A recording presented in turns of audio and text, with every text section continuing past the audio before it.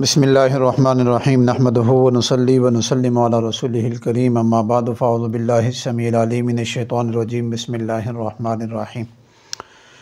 आज बहुत वक्त के बाद एक वीलॉग अपना रिकॉर्ड करवा रहा हूँ, वो भी तकरीबन 3-4 बंदों के मुख्तलिफ़ एक ही वजीफ़ा सूरह मुज़म्मिल के ऊपर एक जैसे ही मसाइल के कुछ सवालात थे, तो मैंने चाहा कि इनके जवाबात उन हज़रात को भी बता दूं और अक्सर जो सूरह मुज़म्मिल के आमिल हैं उनके साथ ये मसाइल आते हैं।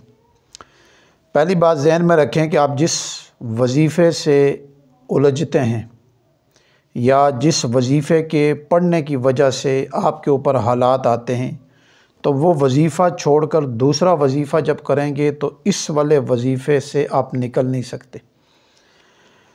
और मैंने अपनी जो सूरह मुज़म्मिल की इब्तदाई वीडियोस अपनी वीलॉग के अंदर जितनी भी चीज़ें बताई हैं, वहाँ मैंने सूरह मुज़म्मिल के दौरान क्या कैफ़ियत इंसान के ऊपर आती हैं और उन कैफ़ियत से निकला कैसे जाए, वो चीज़ें मैंने बयान कर दी थी।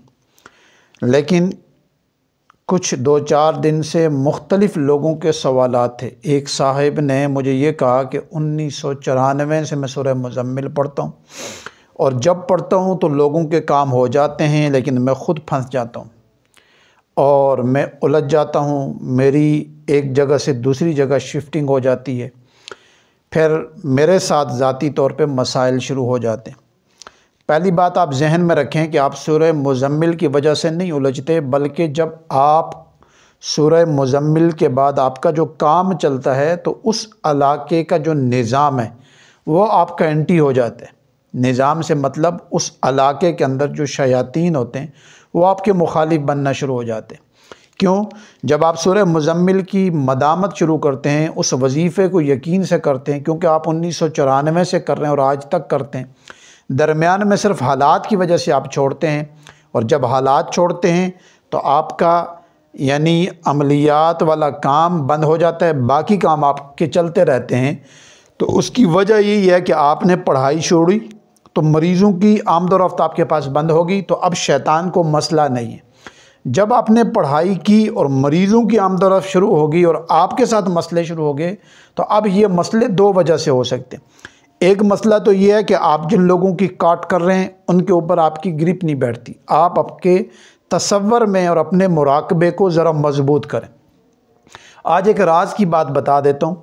हर अमल की तासीर और ताकत को हासिल करने के लिए उसका मुराकबा लाजमी किया करें।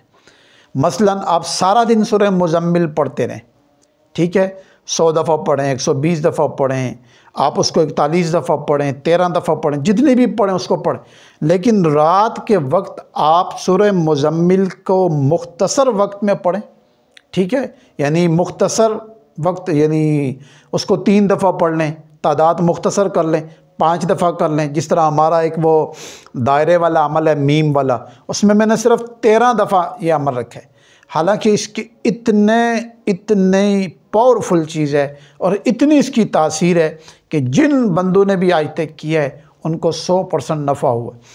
अब ये तादाद, पहली बात जहन में रखें, जब आप रात को बैठें तो मुराकबे के अंदर जिस वजीफ़े में भी आप उलझ जाएं, और बिलखुसूस सूरह मुज़म्मिल, तो उस वक़्त आपने क्या करना है कि आपने अपनी पूरी तवज्जो और यकसुई के साथ ज़बान को तालु के साथ लगाना है और 3 बार या 5 बार सूरह मुज़म्मिल को आप मुराकबे के अंदर पढ़ें। और मुराकबे में पढ़ने के बाद जब आपकी तादाद पूरी हो जाए तो फिर अब तसव्वुर के अंदर आप ये तसव्वुर करें कि उसका जो खादिम है उसको आप पैगाम दे रहे हैं कि वो आपकी, आपके घर की और आपके सारे निज़ाम की सफाई कर रहे हैं, क्योंकि वो आपको मानूस हो रहा है। मसलन एक बंदा ये कहता है मैं 1994 से पढ़ता हूँ, मैं किसी के लिए उसके मुताबिक अमल करूँ, सूरह मुज़म्मिल से उसका काम हो जाता है। तो आप उसके काम पे जब उसकी तवज्जो करते हैं, उसकी ड्यूटी लगाते हैं, ड्यूटी से मतलब कोई हुक्म नहीं होता, आप तवज्जो में, तसव्वुर में उसको ये सोचते हैं इसका काम हो जाए, तो वो जो निज़ाम आपके साथ है अल्लाह ताला उसके ज़रिए से उसका काम कर। अब उसी निज़ाम को आप अपने साथ जोड़ेंगे तो वो आपका भी काम करना शुरू कर देगा।